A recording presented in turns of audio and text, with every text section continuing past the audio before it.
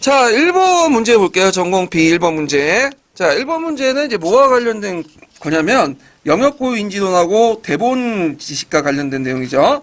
예, 그래서 기출 그 자료 A1은 많이 봐두실 거예요. 그 예전에 기출 예문에서 따왔던 거거든요. 그러면 이제 보면 요게 이제 보기 전에 잠깐 몇 페이지를 펴보시냐면 보충 페이지 13페이지 잠깐 펴보세요. 그래서 이제 영역 고유 인지론, 영역 중립 인지론, 이걸 줄여서 영고론, 영일론 이렇게 이제 얘기를 하는데 실제 쓰면 시험 문제 쓰면 그렇게 줄여서 쓰면 안 되는 거 아시죠? 그거 이제 영역 고유 인지론, 영역 중립 인지론 똑바로 쓰셔야 되거든요. 자, 거기 보면 이제 제가 이제 파란 책을 기준으로 해서 파란 책이 8장이 잘 돼 있어요. 이 비교가. 그래서 영역 중립 인지론과 영역 고유 인지론의 차이점을 이렇게 비교 표를 만들어 놨어요. 그래서 역사 의식이나 적절한 교육 시기, 교육 내용 조직, 인지론 이런 것들이 쭉 적어놨는데 거기에 좀 눈여볼 게 뭐냐면 인지론의 구성주의가 있죠. 그래서 구성주의를 영역 고유 인지론으로 착각하시는 분이 있더라고. 요것만. 그게 아니에요. 원래 구성주의는 어디 이론에 나온 거죠?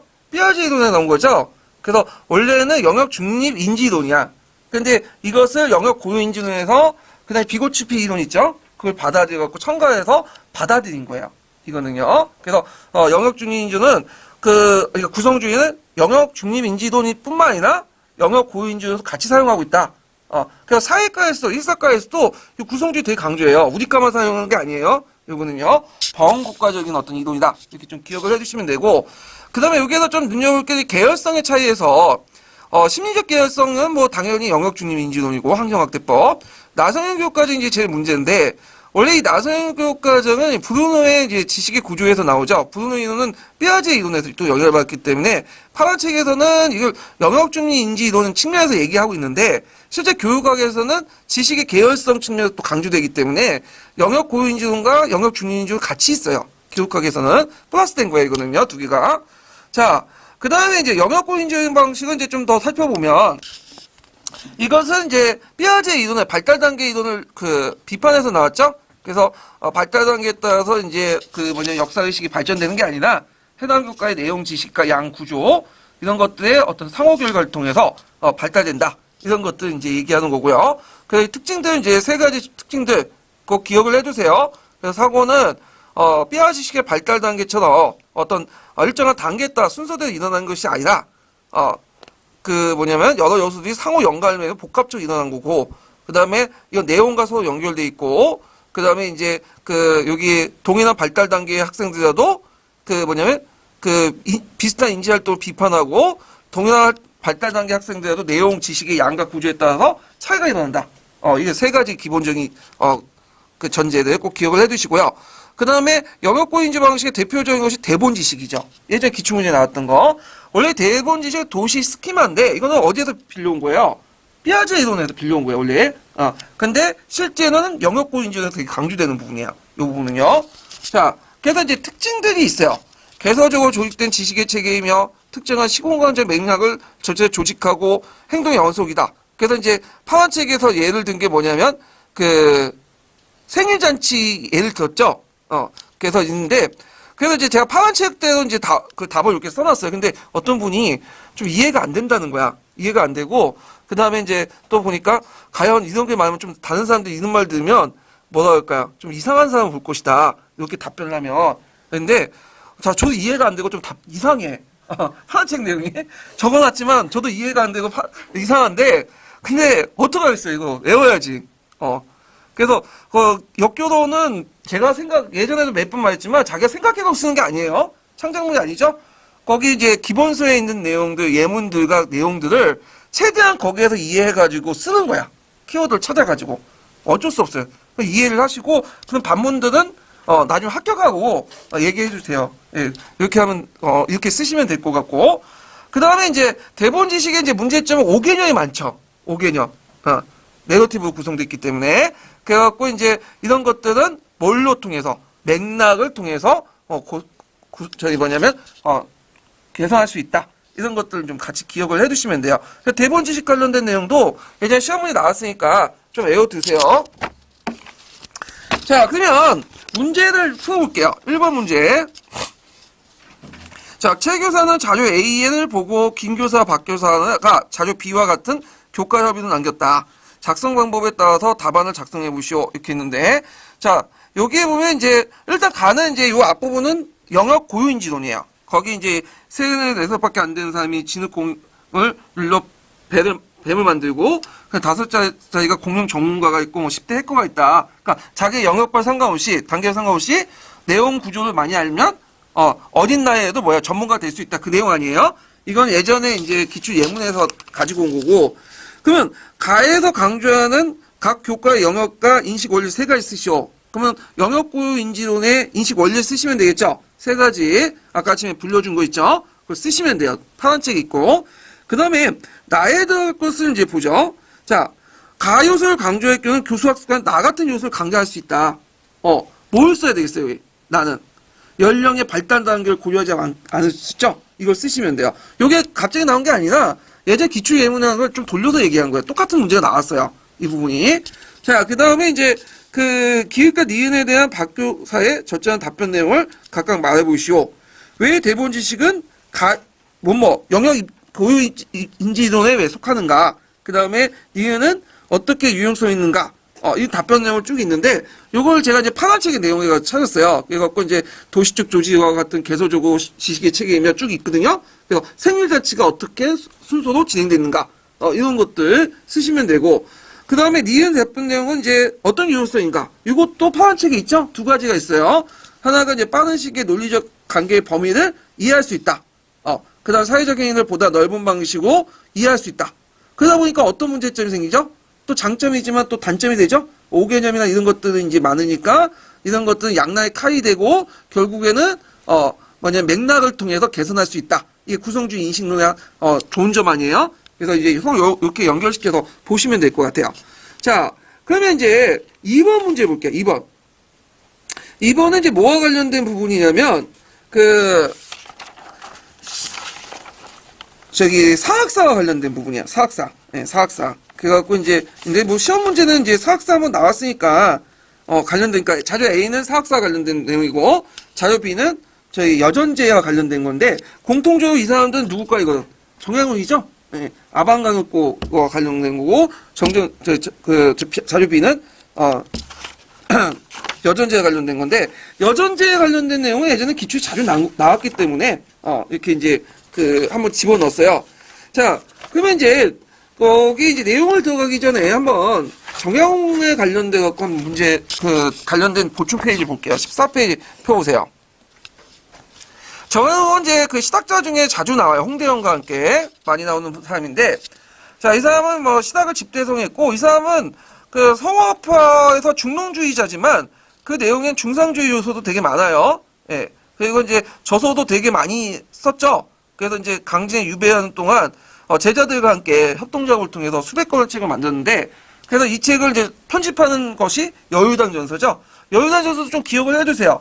이게 1930년대에 만들어졌는데, 정약용 책을 만들어가지고, 그 과정에서 무슨 운동이 일어났죠? 조선왕 운동이 일어났죠? 네, 그래서 시닥이라는 개념이 정착이 됐잖아요. 조선 후기 때.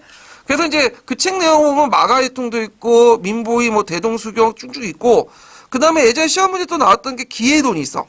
기해론. 인간과 동물이 구별되는 것은 기술 소유했기 때문이다.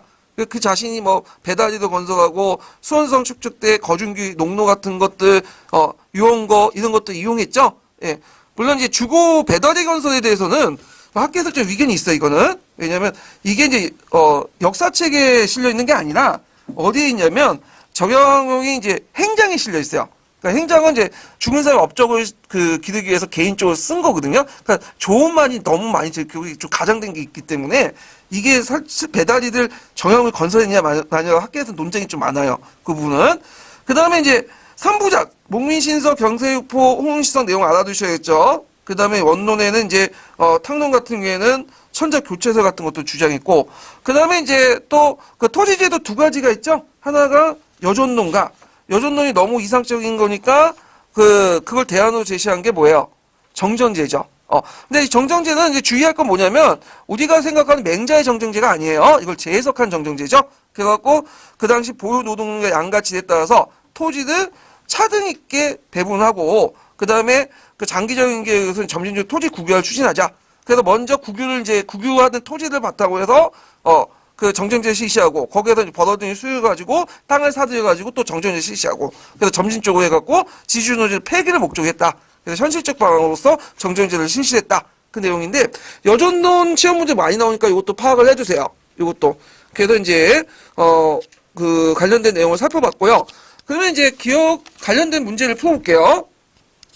2번 문제 보면 다음 조선 후기 때 시작자의 글이다.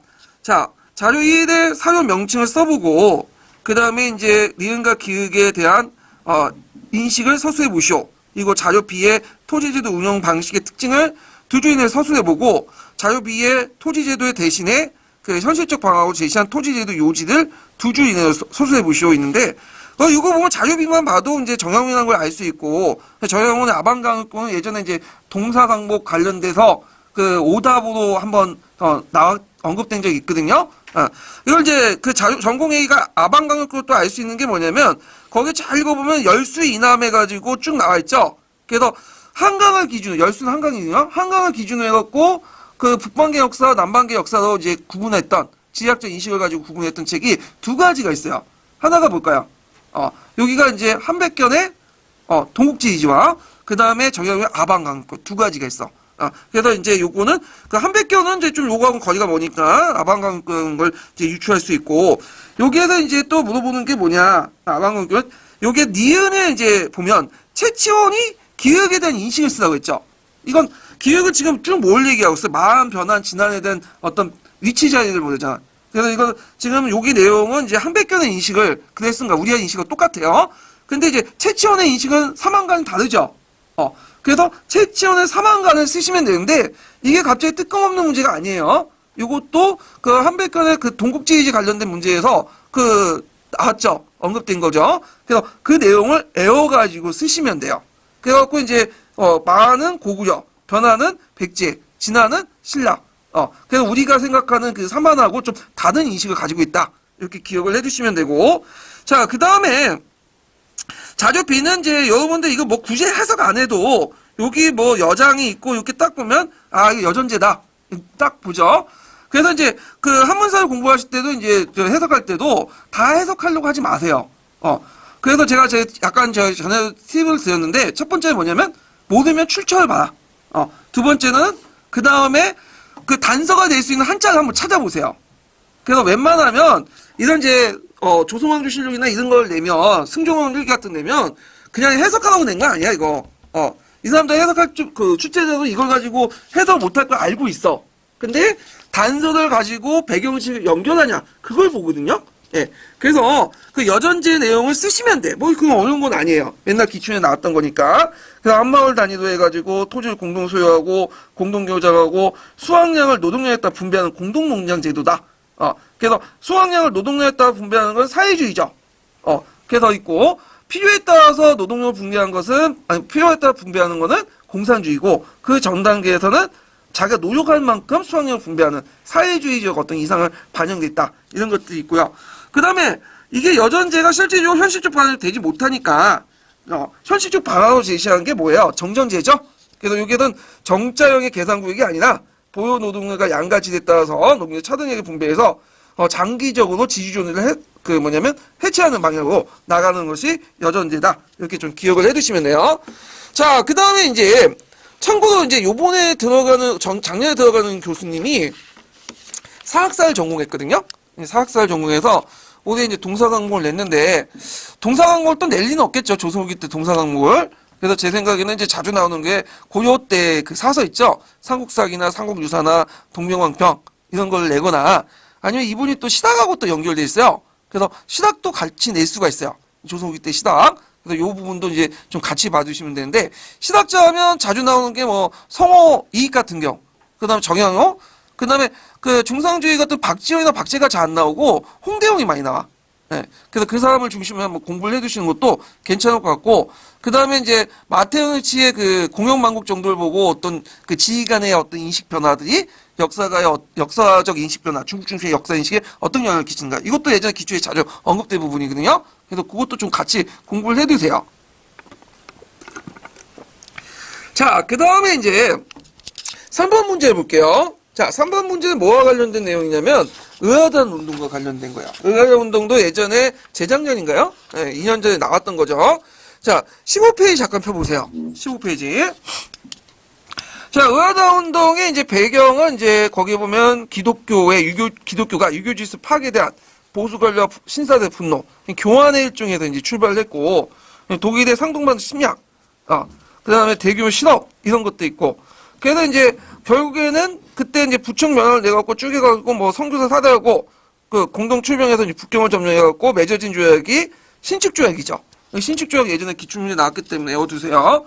그래서 의아단 책임자를 처벌하고 대구포대는 청진에 이게 딱 들어가기 전에 포대가 있는데 이것 때문에 예전에 한번 몇 번 깨졌어. 그래서 이걸 해체하고 그 다음에 북경 공사관고요 동교민항이라는 곳이 있어요. 예. 여기가 이제 어디냐면 지금도 되게 유명한 중남해라고 해가지고 그 당시 지금 중국 공산당 상무위원회가 있어. 이 사람들 핵심 부거든요. 거기에 살고 있는 사람들이 다 중남해에 살고 있어. 예전에 이제 동교민항 이런 데 설치하고 외국권을 인정해주고 뭐 배상금 지불 그다음에 총리기물 폐지하고 외무부 설치한 거. 그다음에 이제 위안화 운동 일어날 때 그 서태후가 뭐 강남에 이제 한인 지방 총독들에게 숙모들에게 뭐 외국인들 탄압해라 명령을 했죠. 거부했죠. 그래서 이런 강남에 이제 신사 총톡이나 숙모들이 그 당시 이제 외국과 따로 맺어진 조약이 있어요. 이게 뭐냐면 동남호보 조약이죠. 예. 그 동남호보 조약도 같이 외워두세요. 약간 이제 겉다리로 나올 수가 있으니까. 예. 그다음 의도 이제 보면 뭐 가분을 방지하고 형법화 입지가 강화되고 그다음에 양호세율 만회가 되어갖고 이제 강서 신정이 됐다. 의아단 운동의 그 전반적인 내용들 파악을 해두시고요. 자, 그러면 이제 문제를 풀어볼게요. 자, 다음 장을 읽고 작성 방법에 따라 답안을 작성해 보시오. 자료 A는 의아단과 관련된 거죠. 예. 그래갖고 자료 A에 관련된 단체에 내었던 구호와 의미를 두 가지를 쓰시오. 뭐 쉬운 것 같지만 좀 약간 생각을 해볼 필요가 있어요. 부청면항이죠, 일단. 구호는. 그 의미가 부청을 청조를 지지하고, 면항은 무조건 외국세 배척인데, 그 동계 주석 부분에 보면 부청을 어떻게 해석하냐면, 청조를 넘어서 중국을 보유하고 외국세를 배척한다. 그러니까 두 가지 의미가 있어요. 예. 그래서 이런 내용들 좀 같이 기억을 해두시면 되고, 자, 이 사건, 의아단 운동을 통해서 어떤 영향을 줬냐. 원래는 연합군이 이제 중국을 하나 먹으려고 했어. 근데 중국인데 직접 반항을 보고 직접 통치 어렵다는 걸 생각하고 포기했죠. 그리고 이제 서태후를 내세워가지고 통치하는 방향으로 나가게 된 거야. 이게 직접인데 이거 못하네요. 좀 수정해 주시고. 그래서 이제 가분 상태를 방지했다. 그래서 이제 그 당시 미국이 영토 보존 같은 걸 내세웠죠. 무슨 정책이에요? 문호개방 정책. 그래서 이때 이제 원래는 영토 보존 같은 건 내용이 없었거든요. 근데 이제 위안화 사건을 겪은 후에 다시 존 헤이가 이걸 다시 수정해갖고 문호개방 정책에 뭐냐면 영토 보존 내용이 있었고, 원래는 처음에는 이제 미국 주장에 동의하지 않았던 열강들도 그걸 동의하기 시작하죠. 왜냐면 중국이 직접 통치하기는 너무 어렵기 때문에. 그래서 요것이 나중에 이제 문호개방 정책을 이제 공식화시킨 것이 워싱턴 회의죠. 예. 그래서 문호개방 정책하고 이 위안화 운동하고 또 연결돼 있어요. 요 부분은 나중에 제가 따로 이제 문제를 만들었으니까 요 부분을 좀 살펴보기도 하고요. 그 다음에 여기에서 이제 물어보는 것이 뭐냐면 조약의 원칙이 어떤 하나의 원칙을 했냐. 원칙인데 이거 원칙 내용을 제가 써놨네. 거기 중간에 원칙. 예. 원칙은 뭐냐면 중국의 영토와 주권 보장. 그리고 서태후의 청조지배를 인정하고, 중국의 영토의 주권 보장은 누구의 영향이다? 미국의 영향이다. 문호개방 정책의 내용에 포함되면서 이제 주장하면서 이렇게 돼 있고요. 그 다음에 중앙정치 개편 같은 경우에는 이제 총리하문 대신에 외교부를 설치해 육부를 위해를 뒀다. 이거 쓰시면 돼요. 네. 그래서 이제 다 쓰라고 하는 게 아니라 지금 중앙정치 기구와 관련된 것만 물어보고 있잖아요. 그래서 그게 한정돼서 이제 답안을 구성하시면 될 것 같아요. 자, 그 다음에 이제 4번을 이제 좀 보면요. 4번은 뭐와 관련된 거냐면, 예전에 영국에 농민 관련했던 와터 테일러의 난과 관련된 거야. 자, 와터 테일러의 난과 관련돼서 기출에 예전에 한번 문제 냈죠? 예, 그래갖고 이제 그걸 좀 번영해가지고 문제를 한번 만들어봤어요. 그래갖고 좀 보면, 자, 여기서 다음 자료 1차 사료의 명칭을 써보고, 영주 입장에서 기획의 조치 배경을 두 줄 이내로 서술해 보시오. 그리고 그 니은의 위치를 고려해서 농민 관련의 성격을 쓰고, 그 다음에 이때 농민 관련 요구 내용을 한 줄 이내로 말해보시오. 이렇게 했거든요. 자, 자료에 의해서 이제 그 1차 사료의 명칭은 에드워드 3세가 그 당시 이제 쭉 내용이 있고, 임금을 동결한다는 거야. 그 내용이. 그래서 그 당시 이제 팩스트, 그 흑사병으로 해서 임금 많이 줄었잖아요. 그래서 그 임금이 어떻게 돼요? 올라갔죠. 예. 그러니까 이제 이거에 대해서 이제 영주들이 반발하게 된 거지. 그러니까 이제 예전에 패스트 이전에 그 뭐냐면 임금을 동결한다. 그 내용인데 이 법이 뭘까요? 이거 노동자법이에요. 예. 또 어떤 분은 이제 이거 서가에 보면 노동자 조례가 있거든요. 똑같은 거예요. 예. 그래서 그 당시 우리처럼 이게 롤이라는 법이라는 게 존재하지 않았기 때문에 왕의 칙령이나 이런 것들을 법으로 해석할 수도 있고 뭐 해석 여에 따라서 조례로 해석할 수 있는 거야.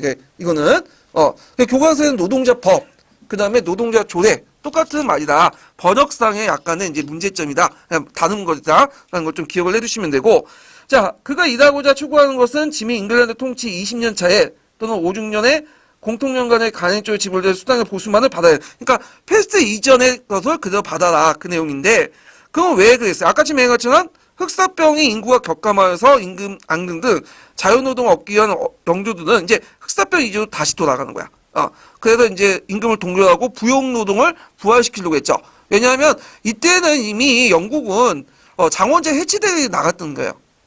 근데 이 당시 이제 해체되면 노동력 어디에서 구했겠어요? 노동시장에서 구했겠죠. 인력시장에서. 그런데 저임금을 구할 수 있었는데 문제의 패스트가 확산되면서 이제 노동시장에서 저임금을 구하지 못하니까 단가를 후려치기 위해서 제일 좋은 방법은 예전처럼 고존장원처럼 뭐냐면 장원을 농노들 묶어놔가지고 강제 혹사시키는 것이 더 낫다 생각해서 이렇게 한 거야. 이걸 이제 본권적 반동이라고 하죠. 부용노동으로 돌아가는 시대 역행하는 그런 것들이. 물론 모든 모든 영주들이 다 그런 건 아니에요. 일부 영주들이 그런 생각을 한 거야. 예. 자, 그래서 있고, 그 다음에 이제 니은의 위치. 니은은 존볼인데, 와터 테일런이 일으켰지만, 존볼이 큰 영향을 줘요. 존볼은 이제 성직자고, 하급 성직자인데, 이 사람은, 어떤 사람들일까요? 어떤 사람이 롤랜드죠, 롤랜드. 롤랜드파에 속한 거야. 롤랜드는 누구죠? 위클리프를 따르는 사람이죠. 예. 그래서 이제, 이 사람들이 이제 주장했던 것들이 뭐냐면, 원시 기독교, 이런 철학들을 이제 주장을 했고, 그래서 창세기에 나온 말들을 이제 했죠. 그래서 그 유명한 말이 있잖아. 그래서 아담이 밭을 갈고, 이브가 길셈할 때, 누가 평민이고, 누가 귀족인가. 이런 것들은 원시 기독교 어떤 평등주의, 이런 것들이 반영됐고, 위클리프의 영향을 받은 롤랜드, 이런 것들이 이제 있는데, 그러면 이제 이걸 어떻게 쓰느냐, 이 난의 성격은 방봉건 운동이 중세교회에 반하는 방교회 운동과 결합됐다. 이렇게 쓰시면 돼요. 요게 이제 서계에 있는 내용이고요. 자, 와터 테일러의 난의 반란의 요구 내용들 외워두셔야겠죠. 뭘 했어요? 인신과 토지의 자유 등 봉건적 예소부터 해방을 요구했다. 이거 외워두세요. 기본적인 의견. 자크의 난도 마찬가지고. 자, 그래서 이제 제가 농민 반란을 저기 16페이지에 보충 자료에 제가 한번 실어놨어요. 한번 잠깐 볼게요. 자, 그 농민 반란 내용 중에 쭉 있는데, 그 당시 이제 패스트 이후에 14세기 중반 이후에서 15세기 때 이제 농민 반란이 일어났어요. 그 기독사기에 보면 자크의 난과 와터타이너 난이 반란이 일어났는데, 배경을 보면 이제 그 패스트 난 이후에 인구 감소에 농민의 지위 상승하고 임금이 올라가니까 일부 영주들의 본거적 반동이 일어났죠. 그래서 예전처럼 고존장원제처럼 부용노동을 강화시키려고 했고, 그래서 이제 농민들이 반란을 일으켰죠. 그래서 신분해방 운동적 성격을 가지고 있다. 자, 그 다음에 이제 자크리의 난 같은 경우에는 백년 전쟁의 그러니까 흑사병, 그 다음에 봉건기주의 압박과 가중, 그 다음에 예전에 시험 문제 나왔던 게 꽁페이누 칠령 있죠. 이런 것들이 일어났다. 자, 와터테일 난 같은 경우에는 아까 전에 흑사병, 노동조례, 그 다음에 등등등 이런 것도 있고, 존볼의 성도에 따라서 일어났고요. 결국에는 이제 런던 빈민들이 합세해갖고 이제 했지만 그 당시 이제 귀족들이 그 와터테일 난을 이제 해담전에서 죽임으로써 끝나게 되죠. 예. 자, 그래서 농민전쟁의 의의를 보면 봉건사회에 대한 구조적 도전이고 새로운 근대사회는 심호를 작용했고 반란을 진압했지만 이 진압하고 나서 이제 그 영주들이 깨닫게 된 거죠. 농민들 이렇게 탄압해서 안 되겠다. 그러면서 장원제의 붕괴를 촉진했다. 그러니까 장원제가 이미 붕괴되고 있었는데 더욱 촉진시켰다 이렇게 보시면 돼요. 그래서 14세, 15세기 넘어가 보면 이제 서유럽에선 장원제가 존재하지 않아요. 예, 농노는 다 해방되고 이런 특징 갖고 있고, 근데 이에 반해 동유럽 같은 경우는 오히려 더 강화되죠. 예. 그래서 이제 재판 농노제 이런 것들이 있다는 것 좀 기억을 해두시고, 거기에 이제 시험 문제는 제가 내지는 않았지만 거기에 농민전쟁 의의도 외워두세요. 예, 농민전쟁 의의나 뭐 영향 같은 것도 외워두시는 게 좋을 것 같아요. 자, 그러면 이제 뒤에 넘어가서 이제 5번 문제 볼게요. 5번은 뭐와 관련된 거냐면 미국의 뉴딜 정책과 관련된 거예요. 그래서 뉴딜 정책은 예전에 통합사회에 관련돼 갖고 한번 냈긴 했는데 수능에선 되게 많이 나오거든요. 이 뉴딜 정책이. 근데 의외로 인구에서는 별로 언급이 안 돼. 그렇지만 이제 하여튼 수능에서 좀 많이 나오기 때문에 또 낼 수도 있으니까 또 최근의 추세가 좀 미국사에서 이제 강조되는 추세니까 한번 내봤어요. 자, 그래서 이 뉴딜 정책과 관련된 내용을 제가 17페이지에 한번 이렇게 정리를 해봤거든요. 잠깐 이제 보면, 자, 거기 이제 미국의 그 경제 공황이 일어났죠. 1929년에. 그래서 이제 이거의 정책 변화에 맞춰서 그 당시 이제 누주벨트가 누지 정책들을 이제 내세웠어. 그래서 이제 여러 가지 법안들을 만들었는데 농업조정법이 있어갖고 농업 생산량을 조절하죠. 예, 그 다음에 전국산업부법에서 산업부문마다 생산 조절과 최저가격을 정하고요. 그 다음에 사회보장법이 돼가지고 60 이상인 노인들의 연금이나 실업자 수당 이런 것들을 줬고, 와그너법이 돼갖고 이제 노동자 단결권과 단체 교섭권을 줬고요. 그 다음에 테네시가 개발공사에서 정부가 이제 실업자 구제를 위해서 공공사업을 많이 벌이죠. 일자리 창출을 위해서. 예. 그래서 이런 것들은 이제 그 예전 시험 문제에 많은 것처럼 종전에 자유방임주의에 탈피해서 뭘로 나갔다? 케인즈 인호를 받아서 수정자본주의 바꿨다. 그래서 예전에는 이제 그 미국인들 어떤 사고방식을 가지고 있냐면 개인이 빈곤한 건 누구 책임이에요? 개인이 무능하고 게으르기 때문에 그러죠. 국가가 사회나 도와줄 필요 없어. 근데 이때부터는 이제 생각이 바뀌어서 개인이 무능하고 한 것은 물론 개인 책임도 일탈이 있겠지만 사회적으로 이것도 같이 책임져야 된다. 그러면서 이런 사회보장법이나 그 다음에 이제 와그노법 같은 것들, 아니 사회보장법이나 이런 와그노법 같은 걸 만들어요. 물론 이제 나중에 대법원 판례에서 이제 위헌 판결내서 이제 그 판결 받지만, 그러면서 국가가 이제 적극적으로 개인의 삶에 간섭을 하게 돼요. 그리고 재정적으로 이렇게 일자리 창출에 또 간섭하고 경제에 간섭하게 되고, 예. 그래서 이것이 이제 60년대까지 갔는데 오히려 이제 60년대 가면 이거에 대한 반발이 더 일어나. 그래서 우리가 이제 보면 그 영국이나 이제 유럽 같은데 미국에서 그 당시 이제 그거에 반발 68혁명 같은 거 일어나죠. 68혁명이 뭐냐면 그 국가 간섭하지 말고 개인이 알아서 한다. 개인의 자유를 보장하거든요. 그래서 그것이 이제 뭐냐면 원래는 극좌 운동이었는데 좀 젊은 진보적 운동인데 그게 구구세력이 받아들여갖고 레이건이 또 내면서 이제 개인의 보다는 국가가 모든 것을 이제 손을 떼고 시장이 알아서 해라. 공급주의 경제처럼 이렇게 또 나가게 되죠. 이거 왔다 갔다 하는데, 자, 하여튼 요거까지 알 필요 없고, 여기에서 이제 알아야 될 것은 뭐냐면 농업조정법, 전국산업부법, 사회보장법, 와그너법, 테네시 개발공사는 입법 정책 내용은 꼭 아셔야 돼요. 요 부분은. 자, 그래서 이제 그 대공황에 대한 다른 나라 대응을 보면 영국과 프랑스는 분류 경제를 하고, 그 다음에 자국시장에 식민지가 적은, 상대적으로 적은 독일, 이탈리아, 일본은 뭐야? 침략 정치를 하게 되죠. 예. 이런 내용들 이제 같이 기억을 해두시면 되고요. 그러면 이제 관련된 문제를 좀 풀어볼게요. 자, 5번을 보면 A를 보면 자료 A는 이 법의 요지를 한 줄 이내로 말해볼 것. 그리고 뉴딜 정책에서 이제 A는 이제 이 법의 요지가 뭘까요? 연방노령연금에 노인연금 이거 무슨 법이에요 이거는? 이건 사회보장법이에요. 사회보장법. 그래서 이제 사회보장법은 65세 이상의 노인에 대한 연금과 실업자 수당을 비롯한 주정부의 빈곤자, 불구자, 무능력자의 구제에 대한 연방주의 재정 지원을 규정하였다. 이렇게 쓰시면 돼요. 그 다음에 이제 여기에 보면 이제 그 뉴딜 정책 자유 비리 정책을 통해 실현했던 것을 한 줄에 쓰시오. 자, B는 뭐와 관련된 법일까? 이거는 테네시 계곡 개발공사법이에요. 그래서 이제 정부가 그 SOC 사업을 이제 투자해갖고 일자리 창출을 하기 위한 것들인데, 그래서 이걸 통해서 연방정부 개입을 해서 그 당시 이제 실업자도 구제해주고 지역 개발의 필요성 가능성, 그 공공사업의 합리성을 신호하자 했다. 대규모 토목 사업을 통해서 일자리 창출했고, 그 최근에 우리나라도 했죠. MB가 4대강 공사를 한다고 막 토목 사업을 일으켰잖아. 근데 요때하고 지금은 시대적 배경이 달라요. 그 당시에 토목 공사를 하면 아직까지는 뭐 건설 장비들이 발달하지 못했기 때문에 막단 인력이 동원되고 노동력이 동원되잖아.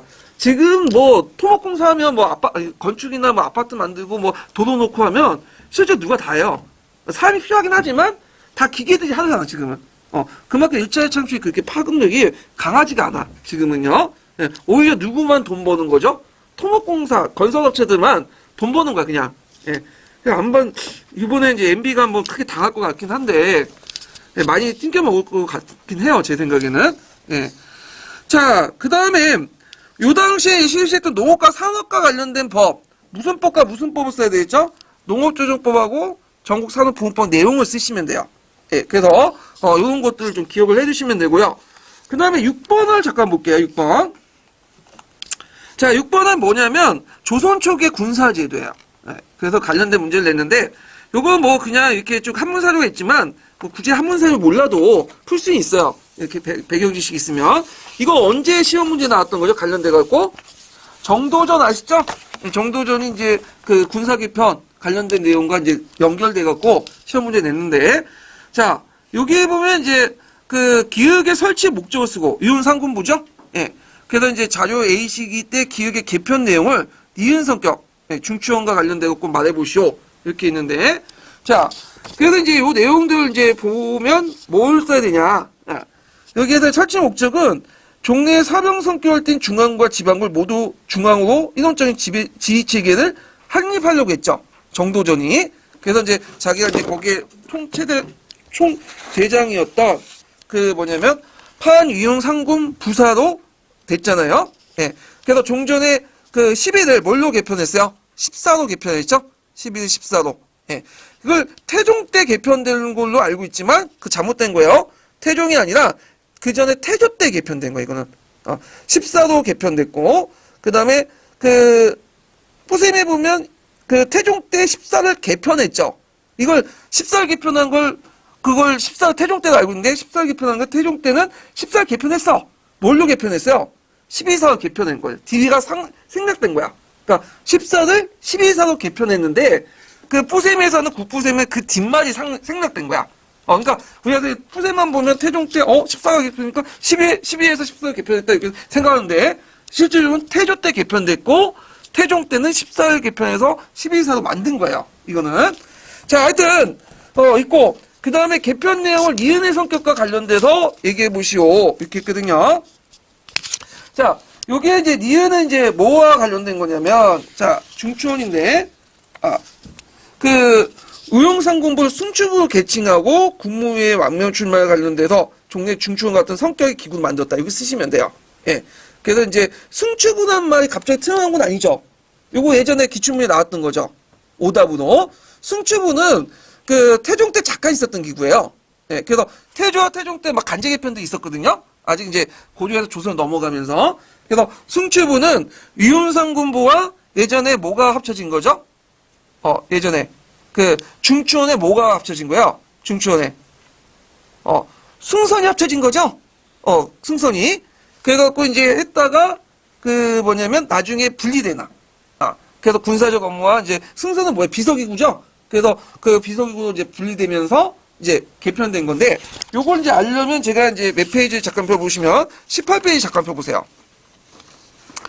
그래서 이제 거기 보면 이제 조선 초기 때 간제정비 과정을 쭉 나왔는데, 자, 여기 보면 문화부의 제시는 의정부와 낭사의 사관으로 분리되고 3사가 사평부 개편돼 호조 통합되고 자, 의원상군부가 이제 태종 때 승추부로 개칭되죠. 그때 이제 고려시대 때 중추원의 역할과 같이 겸해요. 그래서 중추원과 했고 중추원의 승선 역할과 같이 겸하고 군사부부는 상권 도청부 분리돼 나가고 그 다음에 왕의 비서기구 역할은 뭘로 분리 나가죠? 승정원과 분리돼가. 그래서 이 상권 도청부와 승정원의 중간 가도기 기구로서 뭘 뒀냐면 승추부를 잠깐 뒀어요. 태종 때. 그거 외워두세요. 이제 기출에 나왔던 거니까. 자, 그 다음에 이제 그 뭐 육부 판사의 지위에서 정상포의 정기품을 습격하고 이거는 이제 육조직계제에서 이제 뭐냐면 그 육부 판사의 지위를 좀 높이기 위한 거고 상서사라는 뭐 듣보잡 기구도 있었는데 잠깐 이걸 이조와 병조로 분리돼 나가죠. 예, 인사권을. 그래서 이제 문간의 인사권을 이조 판사가 맡고 그 다음에 그 무간의 인사권을 병조 판사가 맡고 이런 식으로 이제 분리 나가는 거예요. 그래서 조선의 간제정비 과정, 그러니까 초기 때 조선의 간제정비 과정을 나올 수도 있을 것 같아. 어렵게 내면. 근데 왜냐면 예전에는 제가 보지 말라고 했는데 이게 너무 듣보잡이고 공무원 시험에서 자주 나오는 게 이거거든요. 맨날 뭐가 바뀌었고. 근데 예전에 한번 승추보가 나왔기 때문에 약간 나올 수도 있고 또 상군 그 뭐냐면 그 의용상군부 같은 것들이 나왔기 때문에 좀 안개해둘 필요는 있어요. 이 부분은. 그리고 그 제가 이제 먼저 처음 올릴 때 그 의홍상군부로 제가 올렸나 봐요. 이게 오타가 있다고 누가 지적이 돼갖고 지금 곤쳤긴 곤쳤는데 그 전에 올렸던 것들을 이제 출력해 주신 분들은 이게 의홍상군부로 돼 있을 거야. 의흥이에요. 예. 오타니까 좀 곤치시고요. 자, 그 다음에 또 보면 세 번째 질문이 뭐냐면 디귿의 가직에 해당하는 고려시대 간직을 쓰고 그 아래 군대의 명칭을 쓰시오. 고려 말기 때부터 조선 초기 때였는데 절제사 예전에 명칭이 뭐였죠? 고려시대 때 원수제였죠? 원수제. 예. 그 원수제 쓰시면 돼요. 원수제가 절제에서 바뀐 거야. 그래서 우리가 이제 알고 있는 이성계나 채영 같은 데서도 각기 원수였어요. 원수. 예. 그래서 이제 원수제의 특징이 뭐냐면 그 당시 홍건적이나 왜구들이 너무 많으니까 그것을 이제 통제하기 위해서 그 당시 지방의 군대를 이제 양인계병의 원칙에 따라서 다 선발했거든요. 그래서 이 시위패를 가지고 있어요. 시위패 명단을. 그래서 그 부대를 뭐라고 하냐면 시위군이라고 해. 시위군 시위패. 말하자면 패기를 가지고 있어. 패기라는 문서를 가지고 있는데 그 문서에 적혀 있었고 징발된 군대를 시위군 시위패라고 해요. 이 제도가 조선 초기까지 연결돼요. 조선 초기까지. 그래서 이제 다만 이제 다른 것은 원수의 명칭을 뭘로 바뀌었죠? 절제사로 바뀌고 여러 절제사를 또 뭐냐면 통제한 사람을 첨절제사라고 해요. 첨절제사. 되게 이 절제사나 첨절제사는 어떤 사람들이냐면 되게 그 자신이 믿을 수 있는 대신들이나 그다음 왕자들이죠. 근데 문제는 이제 거기 시위군, 시위패들이 무슨 될 수 있죠? 사병화 될 수 있죠. 그래서 이제 그 뭐냐면 정도전이라든지 그다음 이방원이나 이런 사람들은 이 사병 폐지를 이런 식으로 해갖고 없애고 이들 다 중앙군으로 통합을 내려고 했던 거예요. 자, 그래서 이런 것들 좀 기억을 해두시면 되고, 그래서 이제 요때 진도 훈련 목적, 뭐라고 써야 되겠어요? 진도는 이제 그 정도전이 만든 진법인데, 겉으로는 요동정벌이지만 실제로는 내부 단속, 중앙군을 강화시키려고 하죠.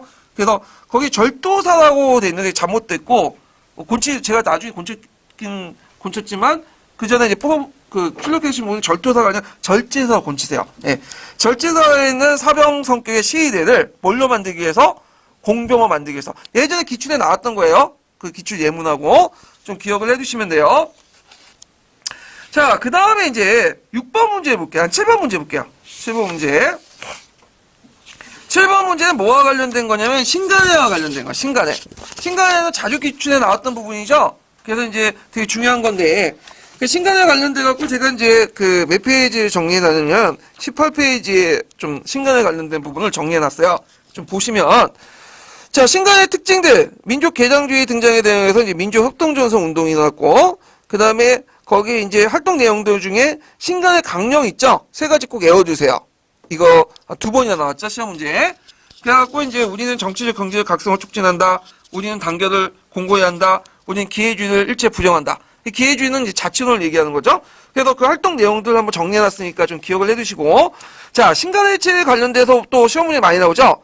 그래서 신간일체 그 내부적인 원인은 뭐 때문에요? 그 당시 강주 학생운동이 일어나니까 진상조사단을 파견하는 과정에서 이 열기들 서울까지 민중대에 연결하려고 했는데, 이걸 일본이 지도부를 탄압을 했죠. 그래서 그 당시 강격파 지도부들이 김병로 같은 온건파가 바뀌었기 때문이죠. 이거 이제 예전 기출문에 나왔던 거고, 그 다음에 외부적으로 이제 보면 코미테의 어떤 노선 변화. 그래서 이제 12월 태제나 9월 태제인데, 특히 12월 태제 내용은 좀 기억을 해두세요. 이 부분은. 그래서 저 밑에 이제 노선 변화, 12월 태제, 9월 태제, 그 내용도 좀 기억을 해두시고, 그 다음에 신간의 해소의 이제 투쟁 방향을 보면 민족주의는 개량주의야. 민족운동으로 탈락해서 이제 친일화됐고, 사회주의는 그 적색 농민적, 적색 노동조합으로 개편되면서 이제 그 1930년대 초반에 농민운동과 노동운동에 큰 영향을 주죠. 그리고 성격 변화도 이제 그 연결돼 있고. 자, 외워두셔야 했죠. 예전 시험 문제 나왔어요. 사회주의 세력과 비타협적 민족주의 세력 간에 결성한 최초의 민족협동단체다. 이거 외워두세요. 그래서 요번에도 이제 기초에 나왔던 것이 이제 이거죠. 그러니까 중국 간내운동에 영향을 받았고, 국내 신간의 운동이 있었고, 만주에 뭐가 있었죠? 삼부 통합운동이 나왔다. 이게 이제 기초가 관련돼갖고 또 연결돼서 이제 파악을 해두시면 될 것 같아요. 자, 그러면 이제 7번 문제를 풀어보면 7번 자료 A와 B는 뭐와 관련된 내용이냐면 예전에 이제 기출사료도 이제 연결돼 있는데 신간의 해소 논쟁이야. 예. 그래서 신간을 해체해야 되냐 단결해야 되냐. 자, 자료 A는 단결하자. 주로 이제 민족주의자들이 주장했던 거고 자료 B는 이제 신간을 비판하면서 소부도자 정당이니까 이들을 이제 비판하면서 하는 거죠. 해소 주장론. 그래서 이건 뭐와 관련해? 사회주의자들이 주장한 거야. 예. 그래서 이제 이런 내용들인데 자, 그러면 이제 문제를 이제 보면, 이런 해소 논쟁이 왜 일어나냐, 해체 논쟁이. 자, 다음 논의가 일어나게 된 배경을, 신간의 사항을 세조인에 쓰시오.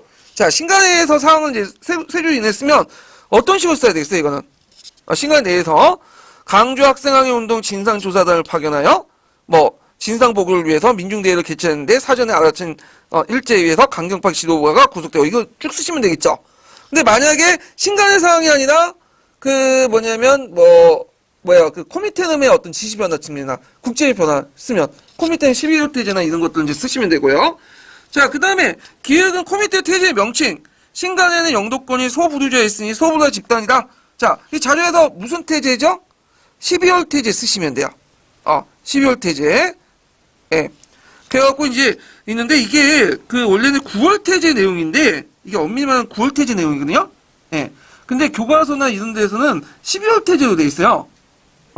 그래서 이걸 어떻게 이제 할지 모르겠는데 일단은 교과서 있는데도 이제 심부생 있는데도 12월 태제 이렇게 해놨으니까 12월 태제 보시면 되고 왜냐면 9월 태제가 12월 태 연결돼 있어요. 포피테라는 조직이 코미테 하부 조직이거든요. 예. 그러니까 이제 12월 태제에 영향을 받아서 9월 태제도 이렇게 주장했다. 이렇게 보시면 될 것 같아요. 예. 자, 그 다음에 이제 자료 B에 영향을 준 코미테 운동 방향의 전환과 그것에 뒷판에 국제 사건을 쓰시오. 그래서 이제 그 운동 방향에 전환됐던 것이 이제 그 민족주의 세력과 연합 대신에 계급 투쟁을 강조하는 방향 노선이 이제 변경을 줬고요. 예. 그래서 운동 방향이 그 영역고 코미테는 지시를 받고 그 결정적인 사건이 된 게 뭐냐면 제1차 국공합작 결렬이에요. 예. 그래서 제1차 국공합작 결렬 때 이제 장개석이 4.12 쿠데타 일으켰죠? 그때 이제 있고, 무한정부에서 처음에 합력했다 쫓겨나고, 그러면서 이제 어떤 생각을 갖게 됐냐면, 이거 이제 좌파 민족주의 세력들은 도저히 상대해서 안 되겠다. 그러니까, 우리가 노동자, 농민들 조직화 시켜갖고 강경투쟁을 나가자. 그러면서 이제 노선이 바뀌면서, 이게 우리나라에도 영향을 미친 거야. 코미테의 노선이 바뀌면서. 그래서 이 국제적인 어떤 영향도 있어요. 예. 그래서 그 당시에 이제 조선공산당이나 사회주의 세력들은 코미테 지시를 잘 따왔어요. 예. 그래서 이런 거와 연결시켜서 보시면 되고, 신간의 의의도 외워두셔야겠죠? 신간의 의의. 자, 사회주의 세력과 비타협적 민족주의 세력의 힘을 합쳐서 결성한 국내 최대 민족협동단체다. 기본적인 거지만 외워두세요. 예전에, 기초에 나왔던 거기 때문에. 자, 그 다음에 이제 보너스 문제 잠깐 볼게요. 자, 보너스 문제는 이제 근현대사 부분을 제가 이번에 사회에서 한번 쭉 내봤는데, 자, 일단은 이제 3번에 가해에 들어갈 사건의 명칭은 뭘까요? 여기에서 이제 한번 잘 찾아봐요, 단서들. 여기에 소련 군대가 나오고 막 하고 나오죠? 그럼 우리 소련 군대와 관련된 게 뭘까요? 하나밖에 없죠? 네, 자유사건 이렇게 쓰시면 돼요. 자유사건. 그 다음에 가사건이 일어난 배경을 독립운동 진영 측면에서 서술해 보시오. 그래서 이제 잠깐 이제 20페이지 보시면 이제 제가 자유시사건 개념들 이제 만들었거든요. 그 당시에 이제 그 고려공산당이라는 조직이 있었어요. 조선공산당 이전에. 그래서 고려공산당이 두 개파가 분리돼 안 했었죠. 그러니까 하나 둘이 떨어졌으면 좋겠는데 일당 일국주의 때문에 하나 같이 있었어.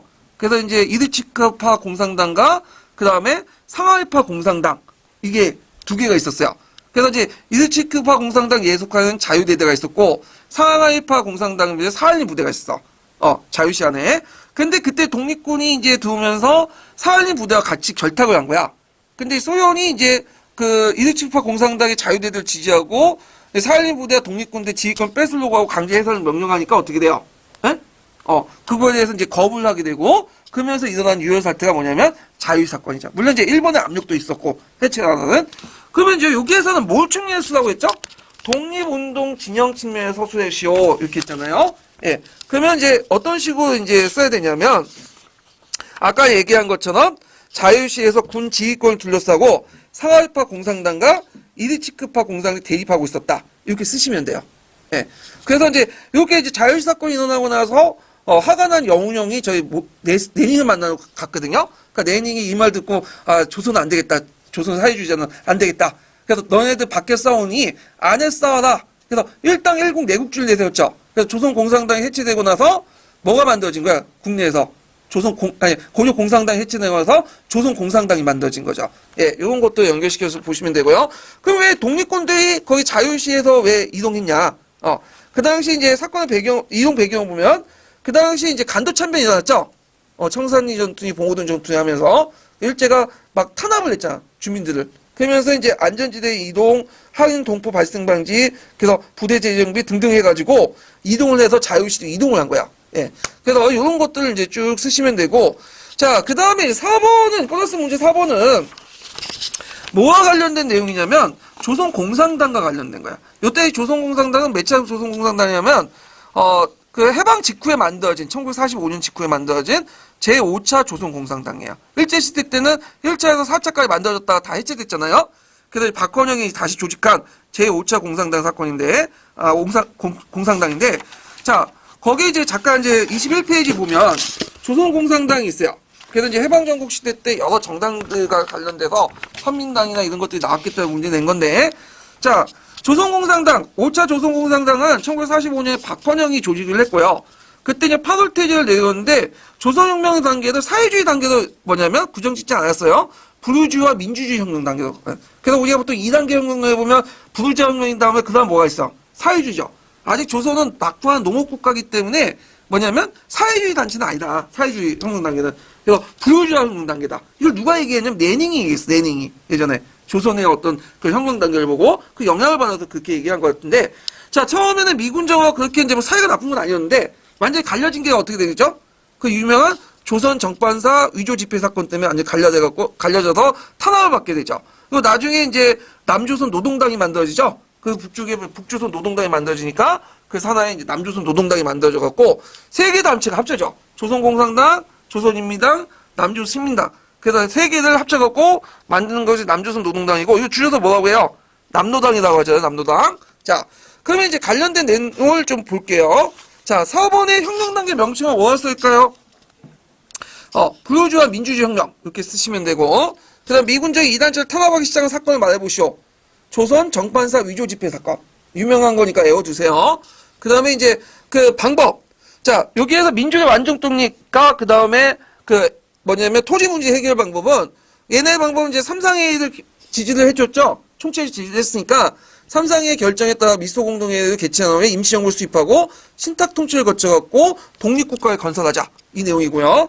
그 다음에 이제 해결 방법은 토지 문제 어떻게 해? 북한처럼 토지를 무상으로 몰수해 무상 분배하자. 이렇게 쓰시면 돼요. 자, 그래서 이렇게 이제 문제를 만들어봤고, 그 다음에 뒤에 넘어가서 8번 문제 해볼게요. 8번. 8번은 이제 개념학습을 냈어. 개념학습. 개념도 있고, 이제 개념학습 부분인데, 그래서 녹색책을 이제 기준으로 한번 냈어요. 그래서 개념학습 관련돼갖고 제가 이제 보충 페이지 21페이지에 정리해놨거든요. 녹색책 내용을. 그래서 이제 의미와 구성을 이제 보면, 거기에 이제 다양한 사실들 일정한 체계를 부여하고, 공통된 속성에 계열화시키는 걸로 했고, 정열적인 사례와 구체적 사례, 그 다음에 속성과 관계, 구조, 이렇게 이제 볼 수 있고요. 그 다음에 이제 특징들이 있죠. 그래서 여기 특징은 뭐냐면, 개념학습할 때 개념대의 어떤 특징을 고려할 점들, 이런 것들이에요. 그래서 1번, 2번, 3번, 4번 쭉 있으니까 각자 보시고, 그 다음에 이제, 여기에 보면 이제 수업 활용해갖고 개념학습의 어떤 탐구 모형, 그러니까 수업 활용 모형을 제시했는데, 요 유형은, 요게 녹색 책에 있는 유형이 아니에요. 이거는 예전에 기출에 나왔던 뭐야? 파란 책이 있는 거야. 파란 책에. 그래서 이제 역사적 사건의 상황에 대한 문제 제기하고 의미를 뒷받침해 사례를 조사하고 의미를 명확하게 유사하거나 새로운 사례를 해당 개념을 의미를 재검토하고 예전에 그 12년인가 11년인가요? 그때 개념학습할 때 그 프랑스 시민혁명과 관련되었고 한번 이게 그 유형이 나왔거든요.